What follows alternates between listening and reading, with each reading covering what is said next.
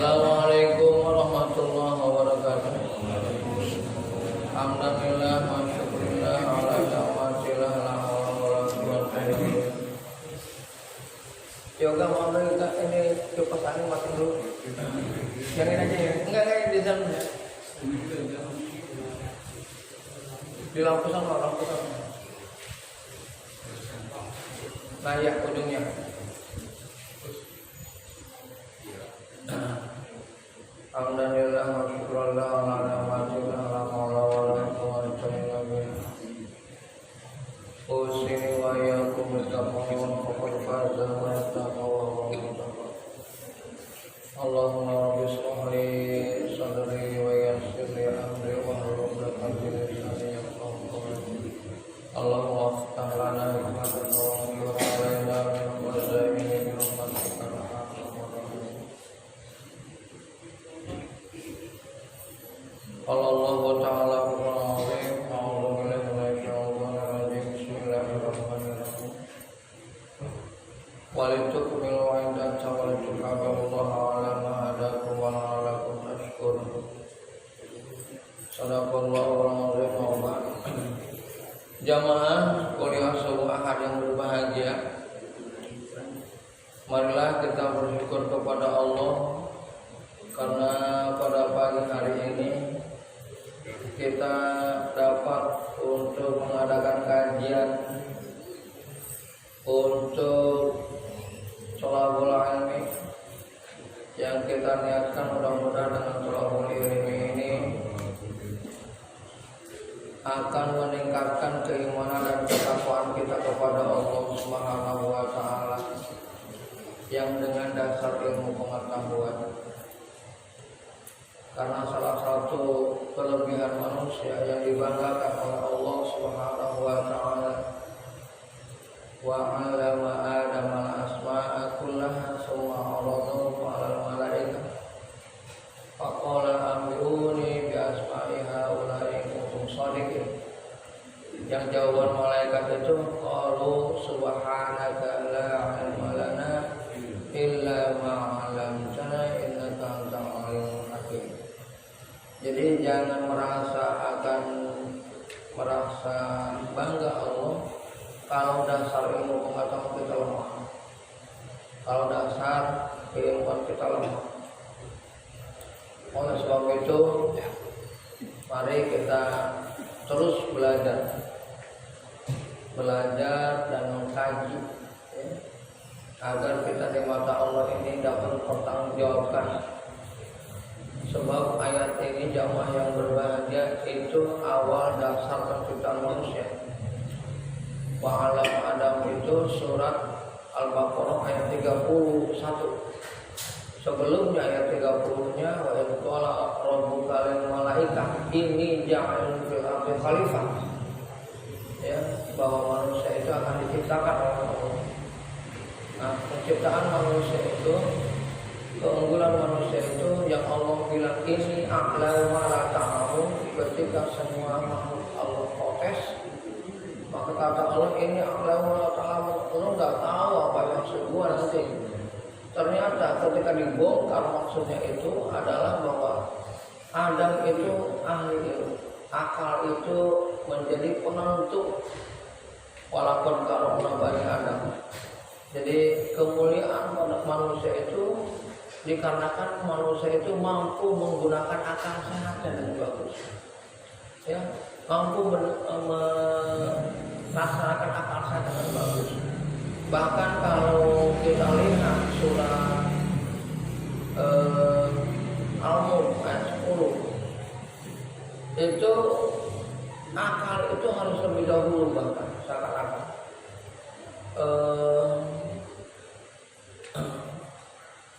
dalam Al-Mulk ayat 10 itu lau kunna nasma'u aw naqilu ma kunna fi ashabis sa'ir. Ya, kalau kami mendengar kemudian kami olah dengan pikiran, maka tidaklah aku ini akan menjadi neraka sa'ir. Ya, akan masuk neraka sa'ir. Ya, nanti perlu dikaji neraka sa'ir itu apa? Apakah neraka yang pertama akan dimasuki oleh manusia sebelum manusia itu fazal masyamfo, sebelum tergelincir oleh syaitan. Apakah kita harus terbangun dulu seperti itu? Ya, menjadi dasar. Baik jamaah yang berbahagia, saya tidak panjang kali. Ini ada ayat terusan dari puasa itu. Walitukmilul iddata walitukabbirullaha ala ma hadakum wa la'allakum tashkurun. Dan hendaklah kamu cukupkan bilangan puasamu. Kemudian sempurnakanlah bilangan puasamu setelah akhir agar walitukabbirullaha, bertakbirlah kepada Allah, agungkanlah nama Allah. Ala ma hadakum, sebagaimana itu menjadi petunjuk kamu. Wa la'allakum tashkurun, agar kamu menjadi orang yang bersyukur, agar kamu dapat bersyukur. Jamaah yang berbahagia, ini udah mau akhir Ramadan. Ini udah mau akhir Ramadan. Jadi kata Allah, sempurnakan bilangan puasamu. Kemarin ini anak-anak kita berbicara tentang hal ini. Diumpamakan bahwa akhir-akhir Ramadan itu bagikan 30% katanya dari puasa kita. Finishingnya itu loh bagaimana. Jamaah yang berbahagia mungkin dulu ingat jamaah ketika saya membangun masjid ini. Mungkin jamaah juga berpikir ini jadinya mau gimana ini. Tapi dengan finishing terakhir kita lihat ya hasilnya. Jadi ini kan sentuhan finishing. Kalau itu yang hebel, ya kemudian juga ini kan kayu, bukan kayu, seperti kayu. Ini karena finishing. Ya, ini bagikan umpama dan sebagainya itu karena finishing. Itu tidak terlihat seperti tembok, itu karena finishing. Ya, jadi finishing itu menentukan. Kalau dalam pendidikan itu kerja itu yang tuntas dan pantas gitu. Kerja itu yang tuntas dan pantas. Sering sekali keberkahan itu di situ. Jadi nanti karena hidup ini memang seperti itu. Kadang-kadang kita bosan. Kita bosan gitu ya. Akhirnya kita kerja kok kayak gini-gini aja, hidup kok kayak gini-gini aja, puasa juga kayak gini-gini aja. Ya. Ini karena apa? Tidak menaruh harapan pada ending. Tidak menaruh harapan pada ending. Ya. Sering sekali manusia itu apa yang dia harapkan atau kerjaan dia dengan rahmat Allah, dengan keberkahan yang nanti dari Allah, itu tidak sinkron. Jamaah yang berbahagia, kalaulah Thomas Alva Edison itu bahasa mudahnya kalau dalam bahasa Al-Quran itu walatai asumirahillah, janganlah berputus asa dalam rahmat Allah. Kalau Thomas Alva Edison ini mudah putus asa dengan kegagalan yang sering kali terjadi. Jadi Thomas Alva Edison itu penemu listrik, maka mungkin sampai sekarang listrik belum ketemu, bahasa mudahnya begitu. Dia coba lagi, gagal lagi, coba lagi, gagal lagi, coba lagi, gagal lagi. Maka mungkin ini yang akan membuat lelah gitu. Artinya akhirnya rahmat Allah tidak turun. Banyak orang yang sudah kerja capek dan sebagainya putus asa di jalan. Putus asa di jalan. Makanya jamaah yang berbahagia tentang Lailatul Qadar itu biasanya di akhir-akhir Ramadan. Itu tujuannya supaya semangat sampai akhir.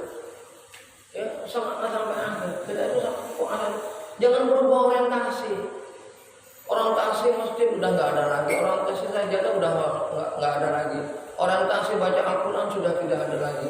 Di akhir-akhir orientasi berubah. Berubahnya kemana? Mungkin ke pasar, mungkin baju baru, mungkin pikiran lain. Ya, jangan dulu berubah ke sana. Ya. Dan yang sebagainya. Artinya, apakah hal itu tidak boleh? Boleh. namun harus dibarengi dengan kepentingan kita bahwa kita sedang berpuasa, ingin menyelesaikan, ingin kerja tuntas, ya, bahwa puasa ini yang harus melahirkan ketakwaan kita gitu. Ya. Jadi kerja tuntas itu kalau di dalam sistem pembelajar itu menjadi dasar. Jadi bahasa mudahnya begini jamaah yang berbahagia. Kalau anak ini nggak diajarkan dasar-dasar keilmuan, umpama teknik membaca gitu, nggak tuntas itu, maka anak nggak bisa membaca, ya, dan lain sebagainya. Atau mungkin saya kuliah itu mengambil jurusan filsafat. Nah itu dasar-dasar keilmuan filsafat dipelajari gitu loh. Akhirnya ketika S2 itu saya ngambil pemikiran Islam, saya mencoba melanjutkan pemikiran filsafat itu, saya mengambil S2 itu pemikiran Islam. Nah pemikiran Islam itu jamaah yang berbahagia akhirnya terbentuk itu loh.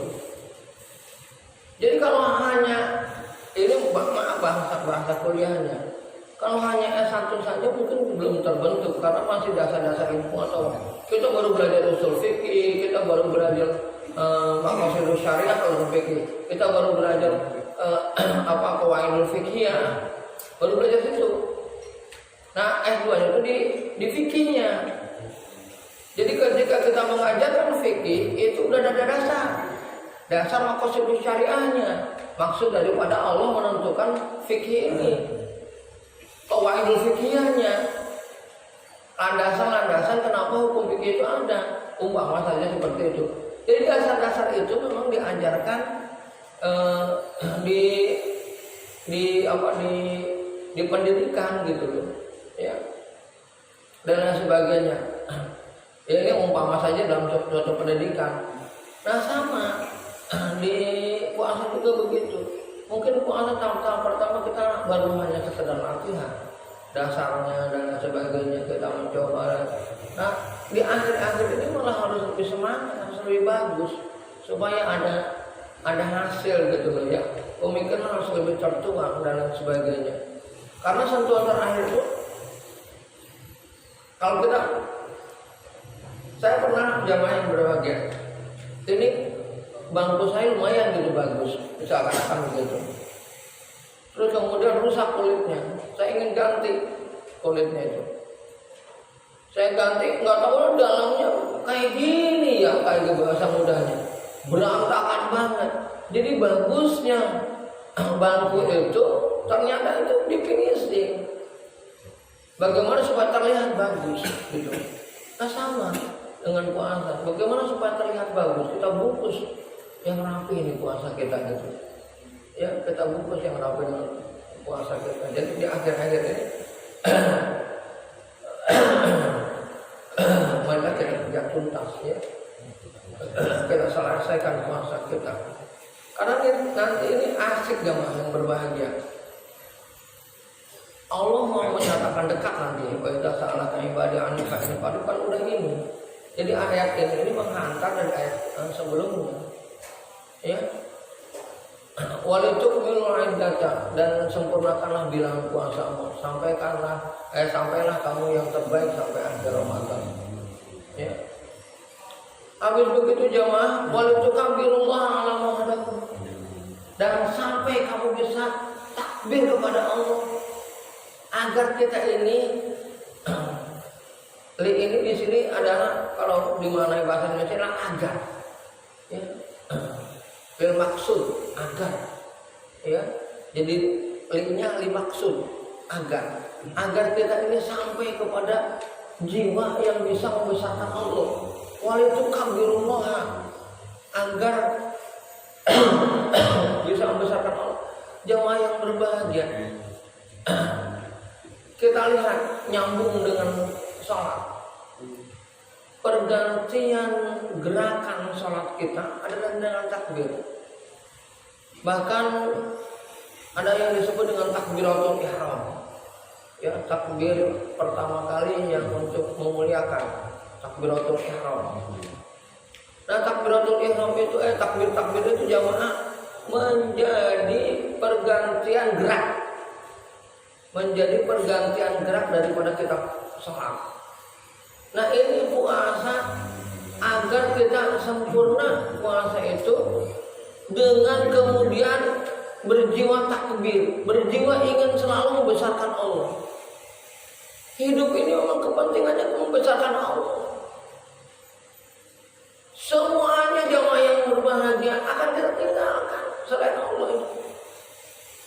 Apakah harta yang banyak yang ada di Bapak, yang mungkin Bapak merasa bangga, gua orang kaya? Kalau orang miskin ya wajar, diem. Kalau orang kaya, bebas gua mau ngapain kek? Gua kaya, gua bisa ngundang ustaz berapa sih biayanya? Saya bisa ngundang ustaz biayanya berapa? Yang bisa gua dengerin, yang bisa gua bayar mahal.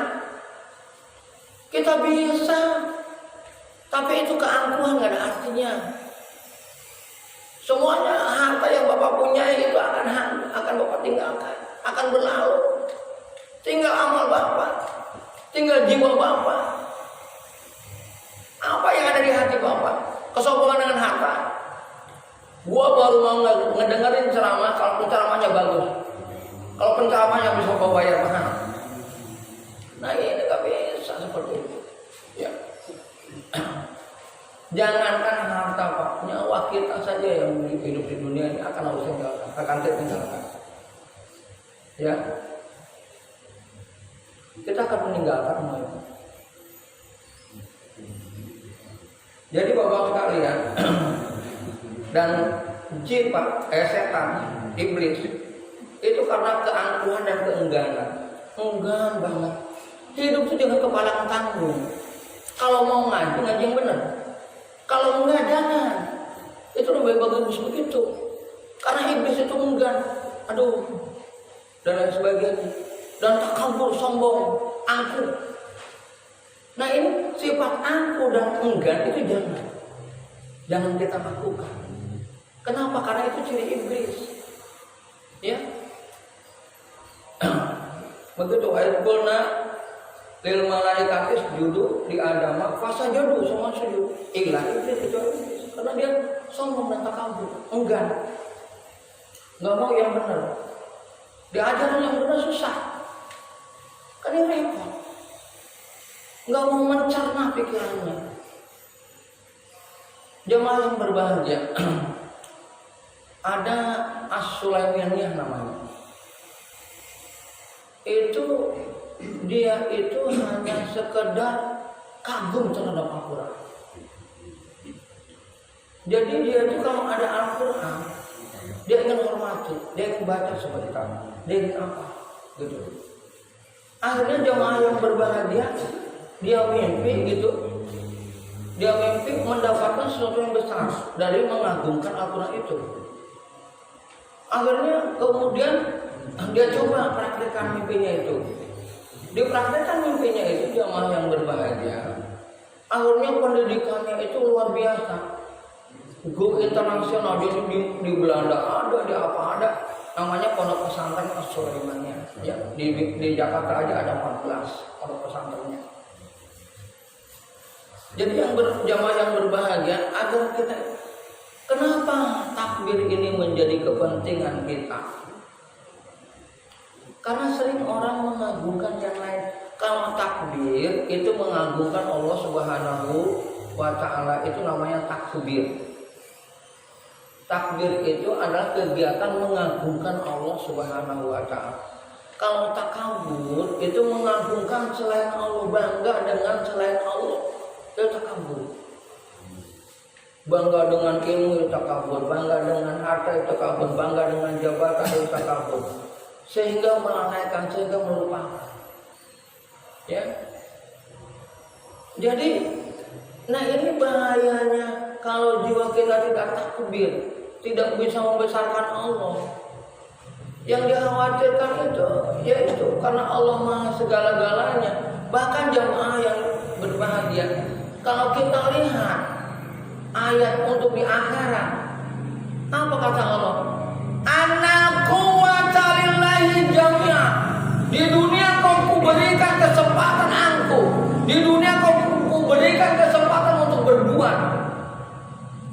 Di dunia kau kuberikan daya dan lain sebagainya. Tapi di akhirat tidak, kata Allah. Anal quwwata lillahi jami'an. Sesungguhnya kekuatan di akhirat adalah milikku. Aku yang berkuasa. Kamu tidak bisa apa-apa sekarang. Ya, kamu nggak bisa apa-apa sekarang. Ya, jadi di akhirat itu jamaah yang berbahagia kita nggak bisa apa-apa di akhirat itu. Hanya makanya ayatnya juga tentang akhirat itu wattaqu yauman la tajzi nafsun an nafsin wa la yuqbalu minha syafa'ah wa la yu'khadhu minha 'adlun wa la hum yunsarun. Takutlah kamu kepada suatu hari yang kamu tidak bisa ditolong. Enggak ada yang bisa menolong kamu. Ya. Takutlah kamu pada suatu hari yang kamu tidak ada yang bisa menolong. Bahkan tidak ada yang bisa membantu. Wala yuqbalu minha syafa'ah. Ya. Wala yuqadu ya. Wattaqu yawmal saya tadi lupa ayatnya dan lain sebagainya. Jadi kita takut kepada hari itu. Walau yunsarun dan Allah juga tidak akan menolong dia. Jadi yang menolong kita apa? Amal kita, perbuatan kita, akhlak kita, hati kita, jiwa kita. Itu yang menolong kita. Bukan yang lainnya yang menolong kita. Oleh sebab itu jamaah yang berbahagia, sampaikan puasa itu akhirnya ya Allah luar biasa puasa membentuk diriku menjadi ikhlas, menjadi lebih baik, ya, menjadi lebih mengerti. Coba sekarang kita analisis.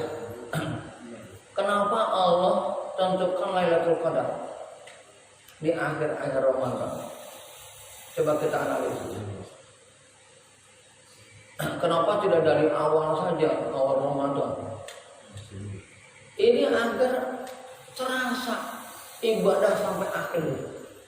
Terasa nikmatnya ibadah sampai akhir. Walaupun godaan banyak. Karena ibadah itu jamaah bukan sekedar amali, tapi takririah juga, qalbiyah juga, ucapan kita juga, kemudian juga amal kita juga. Mungkin seperti saya pengen banget semalam untuk beberapa kali mencoba untuk i'tikaf di masjid, tapi badannya kurang sehat. Ya saya sadari itu. Nah, apa yang harus saya lakukan? Pikir aja. Semalam malam 27 saya ingin banget memberikan diri itu. Perut saya nggak tahan. Ya udah kita zikir di rumah, saya berusaha sambil tidur zikir. Karena memang itu yang Allah berikan. Jadi luangkan waktu. Gunakan waktu sesuai dengan memang apa yang Allah berikan dengan kita. Karena ada ujian-ujian itu. Ya, ada ujian-ujian. Semalam tuh saya agak sedih gitu loh. Saya ingin keluar untuk saya melihat teman-teman ada di sini. Ya, aduh sahurnya gimana? Saya kepikiran gitu. Cuma badan kedinginan, saya nyuruh istri kan. Waktunya itu saya tadinya mau keluar gitu loh. Ya, dan lain sebagainya untuk membelikan lauk atau apanya gitu, mau menanyakan sahur pakai apa gitu. Nah tapi kemudian badan nggak mampu. Ya udah saya semampu saya dikir hati tetap. Ya Allah, ini malam Lailatul Qadar. Rasulullah pernah menemukan Lailatul Qadar dalam keadaan hujan. Nah ini kali ini, ya. Jadi waktu itu Rasulullah sampai ke hujan-hujanan, dia mengabdi kepada Allah itu. Akhirnya para sahabat bilang, cari ganti bajunya, nggak usah, ini akan menjadi saksi aku nanti di mata Allah. Ya. Begitu ya jamaah yang berbahagia. Alamah hadaku, itulah ketetapan hidayah Allah.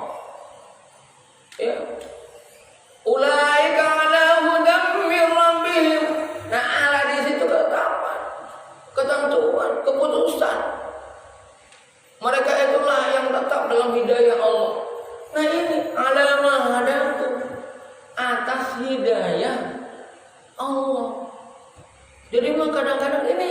pada mengerti nih jamaah yang berbagi ini, mohon maaf. Kalau kita lihat yudillu bihi mayasya wa yahdi bihi mayasya.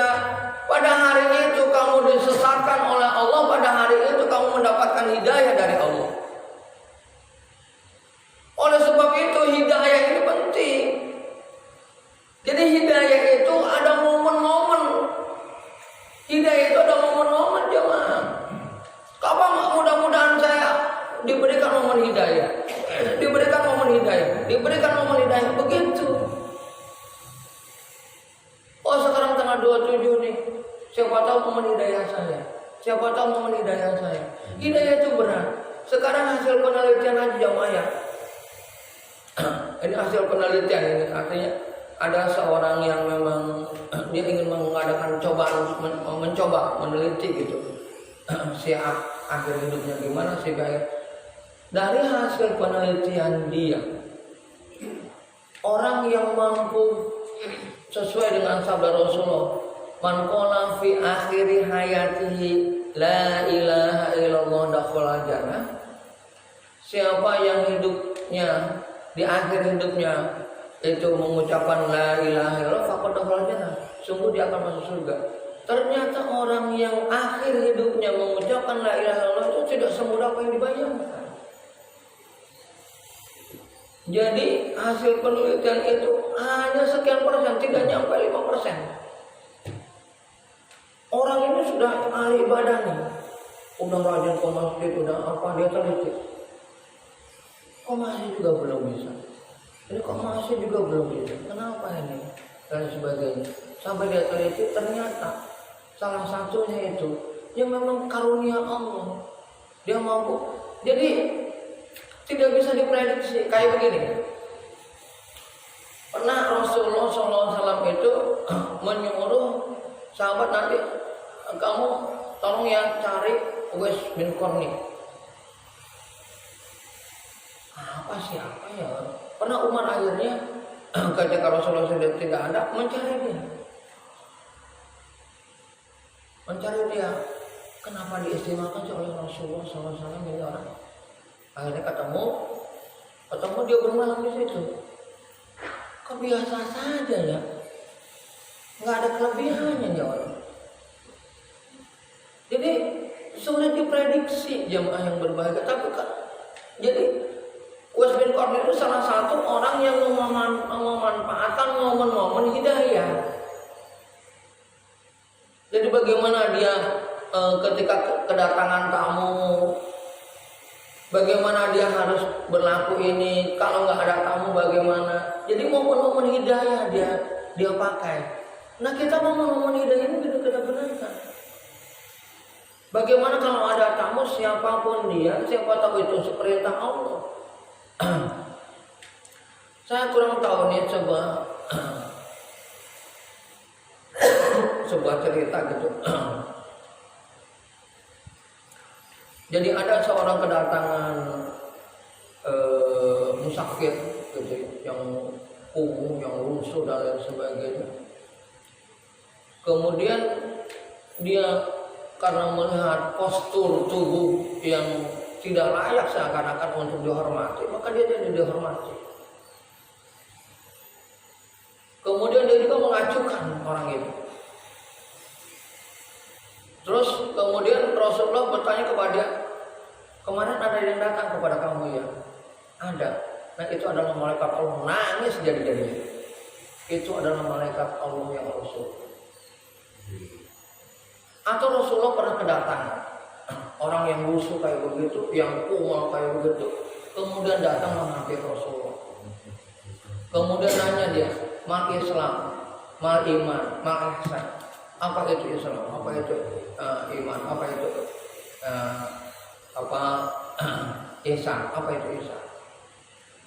Dijawab oleh Rasulullah, tapi dia membenarkan. Ya ini ada banyak hadisnya di Arba'in juga ada. Kaget para sahabat, ya Rasulullah siapa dia? Orang kumal lusuh dan datang bajunya compang-camping seperti itu. Dia dalam malaikat. yang ingin bertanya kepadaku dan membenarkan apa ucapanku. Jadi kita sulit memprediksi siapa orang yang. Jadi bagaimana kalau begitu bagusnya? Kalau kita lihat jamaah, kita belajar sufi dikit, belajar sufi sedikit.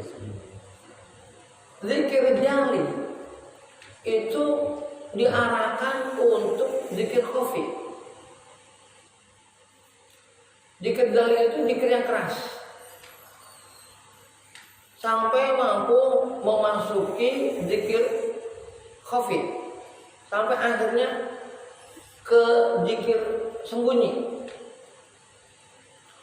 Jadi kita boleh ibadah jalan, matu bedul boleh. Wa a'lamu tubduna wa ma kuntum taktumun. Tapi tubduna hati-hati gitu. Nah, ada yang harus kamu lakukan itu dengan sembunyi-sembunyi. Jadi zikir aja itu bagaimana zikir jari itu tidak lebih bagus daripada zikir khafi nantinya. Jadi orang itu ketika berzikir khafi, katakanlah begini, Umar bin Khattab itu kalau disuruh ingat kepada Allah selalu gemetar. Kenapa? Udah nyambung. Kalau bahasakan wa idza tuliyat 'alaihim ayatu zadatuhum imana wa idza dzukirallahu wajilat qulubuhum. Jika disebut nama Allah gemetar. Dan dibacakan Al-Qur'an takut dia, semakin menambah imannya. Jadi seperti itu. Ya. Jangan sampai kita ini menjadi orang yang peribahasanya penampilannya bagus tapi sebenarnya tidak bagus. Ya. Penampilannya bagus tapi sebenarnya tidak bagus. Ya. Ini jangan sampai jamaah yang berbahagia. Ya. Penampilan kita ingin indah, ingin dihormati orang, kayak orang kaya, kayak orang lebih high class, tapi sebenarnya di mata Allah tidak. Ya, ini jangan sampai seperti itu. Ya, jadi sekali lagi jamaah, bagaimana kita ini katakanlah seperti Ubay bin Khalaf, memanfaatkan timing, memanfaatkan tempo, memanfaatkan kesempatan kita. Nah sekarang ini kesempatan kita terakhir nih, ya jangan sampai akhirnya kita ini kalau kata Allah Subhanahu wa Ta'ala tashkur, ini agar kamu bersyukur. Jamaah yang berbahagia begini, ketika kita mampu melaksanakan perintah Allah dengan sebaiknya, itu akan terjadi sebuah goresan kenikmatan. Tapi ketika kita tidak mampu malah sebaliknya, itu ada goresan penyesalan. Makanya ada orang yang dimuliakan oleh Allah, salah satunya adalah dia bagi ya Allah saya masih kayak begini, dalam artian dia ingin menghindari kemaksiatan. Ya, karena dia merasa beban yang berat itu adalah bukan kemiskinan, bukan ketidakberdayaan, tapi kemaksiatan, beban berat dia itu. Jadi kayaknya maksiat ini yang lebih bermasalah kepada psikologi saya tinimbang yang lainnya. Nah itu salah satu karunia Allah itu ya, penting itu agar kita merubah itu. Salah satu juga karunia Allah lainnya selain kita diberikan karunia fa'alhamaha fujuraha wa taqwaha, diberikan ilham menyesal dengan fujur dan merasa bangga dengan ilham, dengan amal baik. Itu makanya kadang-kadang kalau kita melihat orang lain, si A enaknya hidupnya ya, sholatnya enak, apanya enak gitu kayaknya hidupnya. Ya. Jadi orang memandang kita ini yang sering ke masjid kayaknya adem, kayaknya enak. Sebenarnya kita juga merasakan itu. Sebenarnya kalau kita jauh dengan Allah nggak enak, nggak nyaman gitu. Kalau kita jauh dengan Allah itu kayak sebenarnya nggak enak, nggak nyaman. Nah itu yang penting itu. Ya jamaah yang berbahagia. Baik jamaah yang berbahagia, tidak panjang kalam ya, karena ini ayat panjang juga kalau dibahas. Apalagi kalau sedikit aja lagi nih terakhir ya, terakhir aja. Kalau kita mampu seperti itu jamaah yang berbahagia, sehingga kita mampu bersyukur atas ditentukannya oleh Allah puasa ini, ya itu baru kalau kamu mau dekat dengan Allah, fa ini qarib, aku dekat. Wa idza sa'alaka ibadi, jika bertanya hamba aku yang sudah berusaha untuk dekat dengan Allah, fa ini qarib, aku dekat. Dia itu minta apapun aku terima. Uji budak matadang, idza da'ani fala yastajibu li wa yu'minu bil amal. Ya. Dan kalau dibuka juga agak panjang. Kenapa? Ini agak panjang karena memang syarat di sini ini bagaimana bisa berlaku umum juga bisa berlaku khusus. Ya. Ayat ini bisa berlaku ada munasabatul ayatnya, ada bayinati minal hudanya, dan ada hudanya. Jadi Al-Quran itu begitu jamaah yang berbahagia ya. Jadi kalau kita bahas ini agak panjang karena ini ada yang umum juga ya. Ayat ini punya kandungan umum, saya punya kandungan khusus, munasabatul ayat sebelumnya. Baik jamaah yang berbahagia, saya mohon maaf yang sebesar-besarnya. Mungkin pemberian materi di saya ini kurang bagus, itu kelemahan saya ya, tekniknya kurang bagus dan sebagainya, itu kelemahan saya mohon maaf ya. Saya juga tahu belajar ini, namanya belajar tidak kenal usia ya, tidak kenal umur. Mudah-mudahan ada manfaatnya, terutama bagi diri saya ya, terutama bagi diri saya, supaya Allah memberikan jalan yang terbaik kepada saya. Jika ada yang di Bapak petik, silahkan Bapak petik ya. Apalagi kalau ini menjadi jalan pemahaman agama yang mudah-mudahan Bapak bisa mengambil pelajarannya. Demikian dari saya, kurang lebih mohon maaf sebesar-besarnya. Bila taufiq hidayah wal hidayah.